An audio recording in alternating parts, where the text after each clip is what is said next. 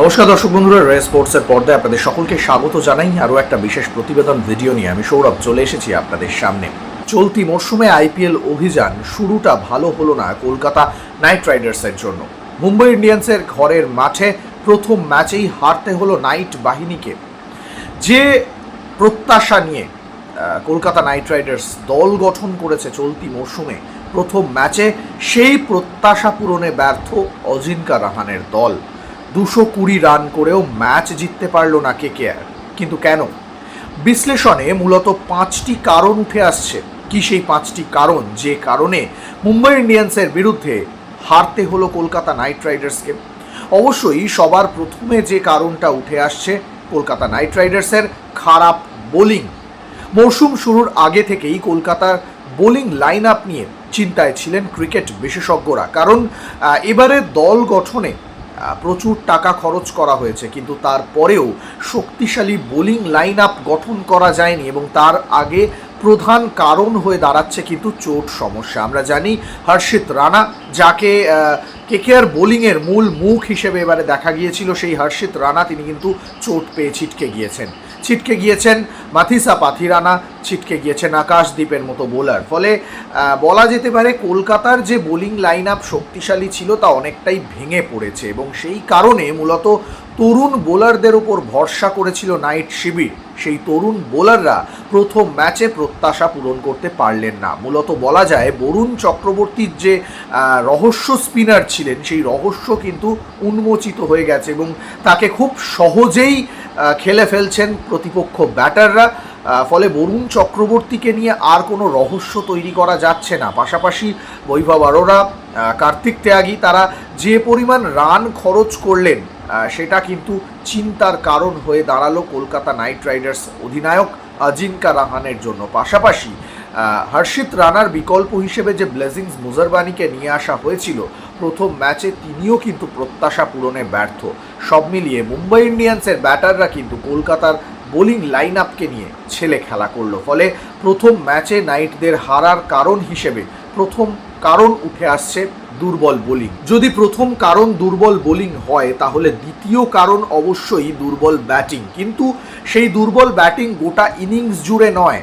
যেভাবে কলকাতার দুই ওপেনার অজিঙ্কা রাহানে এবং ফিন অ্যালেন ব্যাটিং শুরু করেছিলেন, প্রথম 8 ওভারে কলকাতা কিন্তু 100 রানের গণ্ডি টপকে যায় এবং সেই সময় মনে করা হচ্ছিল যে কলকাতা মুম্বাইয়ের বিরুদ্ধে 240 থেকে 250 রানের গণ্ডি ছুঁয়ে ফেলতে পারবে এবং সেটা হলে জয়ের জন্য যথেষ্ট রান হাতে নিয়েই বোলাররা মাঠে নামতে পারতেন। কিন্তু ডেথ ওভারে খারাপ ব্যাটিং কিন্তু সেই রানটা 220-তে আটকে দিল। মূলত জশপ্রীত বুমরার সামনে হাত খুলে খেলতে পারলেন না কেকেআর ব্যাটার এবং সেখানে কিন্তু রমনদীপ সিং, রিঙ্কু সিংরা রান করতে পারলেন না। যদিও অঙ্কৃশ রঘুবংশী তরুণ ব্যাটার হিসেবে তিনি মাঝের সারিতে ভরসা দিলেন, কিন্তু মূলত ফিনিশিংয়ে লাইনে যে ব্যাটারদের যে আগ্রাসী মনোভাব দেখা যায়, রিঙ্কু সিংকে আমরা গত কয়েক মরশুমে যে ব্যাটিং করতে দেখেছি সেটা কিন্তু প্রথম ম্যাচে দেখা গেল না।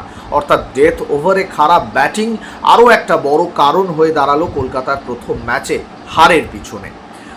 প্রথম দুই কারণ যদি ব্যাটিং এবং বোলিং হয়, অবশ্যই তৃতীয় কারণ পরিকল্পনার অভাব। অধিনায়ক এবং সহ অধিনায়কের সঠিক পরিকল্পনার অভাব কিন্তু কলকাতাকে ভোগালো। মূলত বলা যেতে পারে যে আমরা যেটা দেখলাম প্রথম ম্যাচেই ব্যাটিং লাইন আপ নিয়ে যে এখনও কম্বিনেশন ঠিক করে উঠতে পারেননি অজিঙ্কা রাহানে, সেটা বোঝা গেল এবং সেই কারণেই কিন্তু ডেথ ওভারে রান এলো না। পাশাপাশি বোলিং নিয়েও কিন্তু প্রশ্ন উঠছে। সুনীল নারিনকে পাওয়ার প্লের মধ্যে ব্যবহার করা হলো না। গত কয়েক মরশুম দেখা গিয়েছিল সুনীল নারিন পাওয়ার প্লেতে এসে উইকেট তুলতেন, রান কম দিতেন এবং সেই জায়গায় কিন্তু অনেকটাই সুবিধা হতো কলকাতার বাকি বোলারদের, যেটা কিন্তু মুম্বাই ইন্ডিয়ান্সের বিরুদ্ধে ম্যাচে একেবারেই দেখা গেল না। তিনি যে সময় বল করতে এলেন সেই সময় ম্যাচের রাশ হাতে ধরে নিয়েছে মুম্বাইয়ের ব্যাটাররা। আরও একটা জিনিস অবশ্যই যে এই মুম্বাই ইন্ডিয়ান্সের বিরুদ্ধে সুনীল নারিন কিন্তু বহুবার রোহিত শর্মাকে আউট করেছেন। তাহলে কেন পাওয়ার প্লেতে সুনীল নারিনকে ব্যবহার করা হলো না, এটা নিয়ে কিন্তু প্রশ্ন উঠছে। এবং রোহিত শর্মার বিরুদ্ধে যখন নারিন বল করতে এলেন ততক্ষণে রোহিত শর্মা সেট হয়ে গিয়েছেন 22 গজ এবং সেই সময় উইকেট নেওয়া অনেক বেশি কঠিন ছিল সুনীল নারিনের জন্য। পাশাপাশি বোলারদের যে সময় ব্যবহার করা হলো, দেখা গেল বৈভব অরোরা, কার্তিক ত্যাগীর মতো বোলারদেরকে পুরো 4 ওভার বল করানো হলো, কিন্তু সুনীল নারিনের কোটা সম্পূর্ণ করা হলো না। এই বিষয়গুলো নিয়ে কিন্তু চিন্তা থেকেই যাচ্ছে, এবং সেই সময় অধিনায়ক অজিঙ্কা রাহানে কিন্তু মাঠের বাইরে ছিলেন অনেকটা সময়। রিঙ্কু সিং তিনি অধিনায়কত্ব সামলাচ্ছিলেন সহ অধিনায়ক হিসেবে। তাকে দেখে মনে হচ্ছিল বেশ অসহায়, তিনি কী সিদ্ধান্ত নেবেন নিজেই বুঝে উঠতে পারছেন না। ফলে এই প্রথম ম্যাচেই পরিকল্পনার অভাব কিন্তু স্পষ্ট হলো। আরও একটা কারণ অবশ্যই কালকে কলকাতার ম্যাচ হারার পিছনে মূল কারণ হয়ে দাঁড়াচ্ছে ক্যামেরন গ্রিনের ফর্মে না থাকা। বড় অঙ্কের টাকার বিনিময়ে ক্যামেরন গ্রিনকে দলে নিয়েছে কেকেআর, কিন্তু প্রথম ম্যাচে তিনি কি প্রত্যাশা পূরণ করতে পারলেন বা তার প্রাইস ট্যাগের যোগ্য দাম দিতে পারলেন? মনে হয় না। ব্যাট হাতে রান এলো না, বল হাতে বলই করতে পারলেন না, যেটা পরবর্তীতে জানা যাচ্ছে যে তার চোট থাকায় অস্ট্রেলিয়ান ক্রিকেট বোর্ডের পক্ষ থেকে পরিষ্কার জানানো হয়েছে তিনি বল করতে পারবেন না। তাহলে এমন একজন ক্রিকেটারকে কেন এত দামের বিনিময়ে কেনা হলো, বা তার বিকল্প ভাবনা পরবর্তীতে কেন ভাবা হলো না? ক্যামেরন গ্রিনের ওপর প্রত্যাশা রয়েছে নাইট সমর্থকদের, সেই প্রত্যাশা কি তিনি পূরণ করতে পারবেন সেটা হয়তো পরের ম্যাচগুলো বলবে, কিন্তু প্রথম ম্যাচে গ্রিন যে প্রত্যাশা পূরণ করতে পারেননি এবং তার ফর্মে না থাকা, তার ব্যাটে রান না আসা, এটা অবশ্যই কলকাতার হারের অন্যতম প্রধান কারণ হয়ে থেকে যাবে।